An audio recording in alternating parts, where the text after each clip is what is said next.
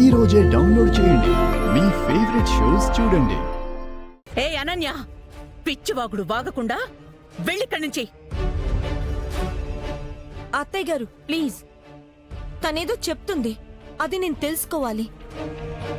అనన్య చెప్పు, అసలెవరు నీ భర్త? అతను ఈ ఇంటికి సంబంధించిన మనిషా? అవును అవును.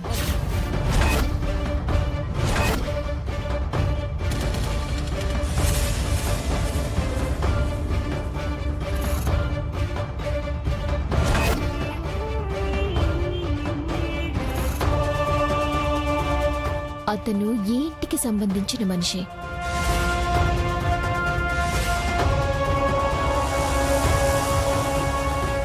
అనన్య, ఏం వాగుతున్నావో నీకు అర్థమవుతోందా? అమ్మ ప్రీతి, అది అలాగే మాట్లాడుతుంది, వదిలేయమ్మా.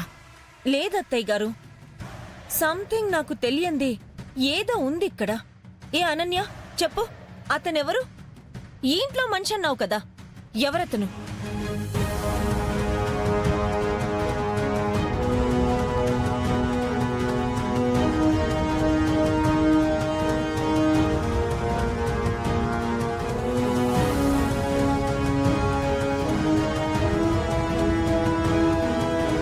ప్రీతి మేడం, నేను ఈ ఇంటికి సంబంధించిన మనిషి అన్నాను కానీ ఈ ఇంట్లో మనిషి అనలేదండి. అతను ఒకప్పుడు ఇక్కడే జాబ్ చేసేవాడు.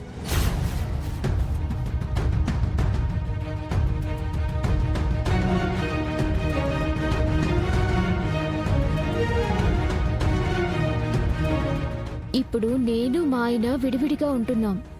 ఎందుకు? గొడవలు మేడం. నేను ఆయనకి బోరు కొట్టేశానంట. వాళ్ళ ఫ్యామిలీ అందరికీ నేను అక్కర్లేదంట. ఎందుకు అక్కర్లేదు? పెళ్లి చేసుకుని కాపురం చేశాడుగా నీతో. సమస్య అది కాదు మేడం. మా ఆయనకి నాతో పెళ్లి కన్నా ముందే మరొక బొయ్యారితో పెళ్ళయిందంట.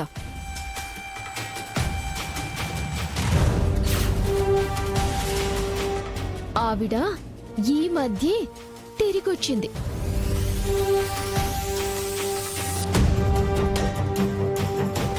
అంటే మొదటి భార్య తిరిగొచ్చిందని నిన్ను వదిలించుకున్నాడా?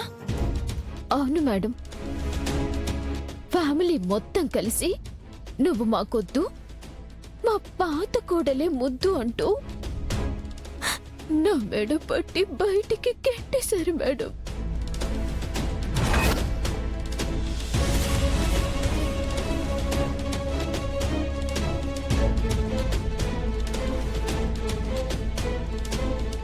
నాకు జరిగిన ఈ అన్యాయం గురించి మీతో చెప్పి మీ మనసు పాడు చేయకూడదని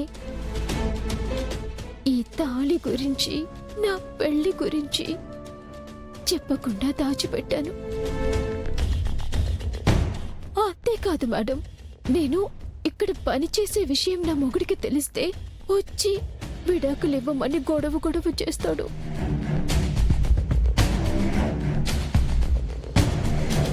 అందుకే మేడం, ఇలా గుట్టుగా నా మానాన నేను ఏడుస్తూ తుడుచుకుంటూ బతుకుతున్నాను. అసలు వాడు మనిషేనా?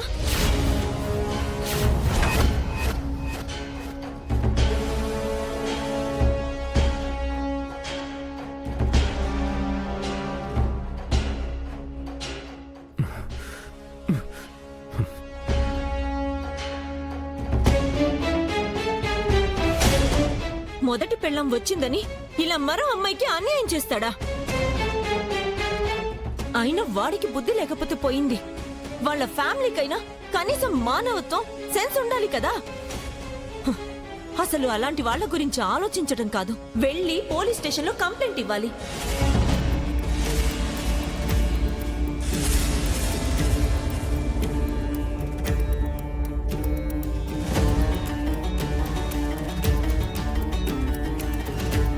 మొదటి భార్యకి విడాకులు ఇవ్వకుండా రెండో భార్యను తెచ్చుకోవడమే నేరం అంటే, ఇప్పుడు మొదటి భార్య వచ్చిందని అలా ఎలా నిన్న ఇంట్లోంచి బయటకు గెంటేస్తాడు?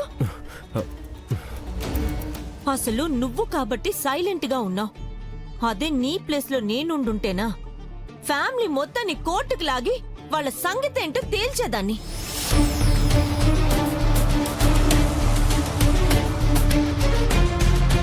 అమ్మా ప్రీతి, వాళ్ళ ఫ్యామిలీలో గొడవలు ఎలాంటివో నీకు తెలియదు కదమ్మా. గొడవ ఏదైతే ఏంటి, అయినా నేను ఫ్యామిలీ గొడవల గురించి అసలు మాట్లాడటం లేదు అత్తయ్య గారు.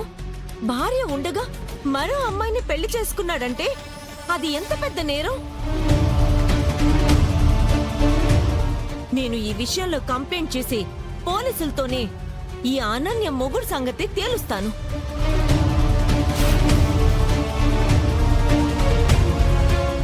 ఇలాంటి వాటిని మన కుటుంబం కూడా వ్యతిరేకిస్తుంది కదా.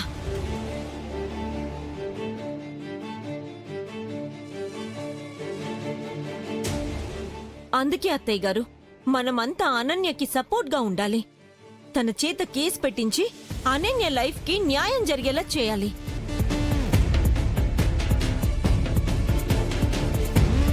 అనన్య, పద పోలీస్ స్టేషన్కి వెళ్ళి ఇప్పుడే కేసు పెడదాం.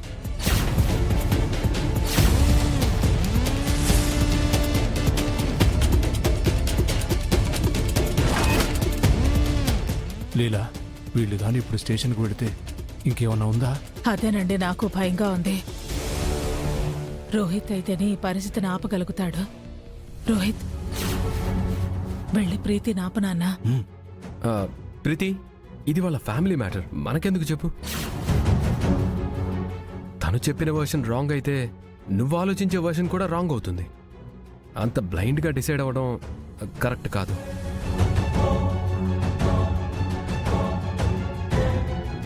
అవునక్క, ఏదైనా ఉంటే తనే వాళ్ళ ఆయనతో మాట్లాడి ఫ్యామిలీతో మాట్లాడి తన ప్రాబ్లం సాల్వ్ చేసుకుంటుంది. మన ఇన్వాల్వ్మెంట్ వద్దక్క. లేదు లేదు, వాళ్లతో మాట్లాడే విషయం అయితే కాదిది. స్టేషన్కి వెళ్ళి కేసు పెడితేనే మ్యాటర్ సెట్ అవుతుంది.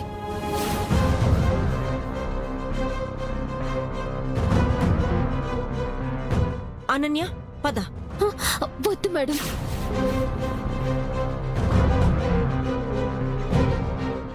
వద్దు. ఎందుకు వద్దంటున్నావు? పాపం, నా అత్తయ్య గారి ఫ్యామిలీని ఇలా అల్లరి పెట్టడం ఎంతవరకు కరెక్టు అని.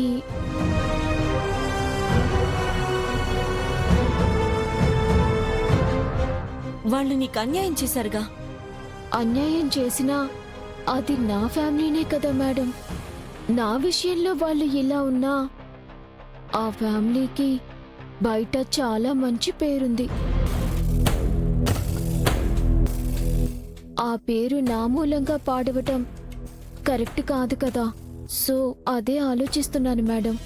ఇంటి కోడలిగా ఇలాంటి సమయంలోనే కదా విశాల హృదయంతో ఆలోచించాలి. అంతే కదా మేడం గారు? సరే అనన్య, నీ ఇష్టం. ఇది నీ జీవితం. నువ్వెలా డిజైన్ చేసుకుంటే అలా ఉంటుంది నీ ఫ్యూచర్.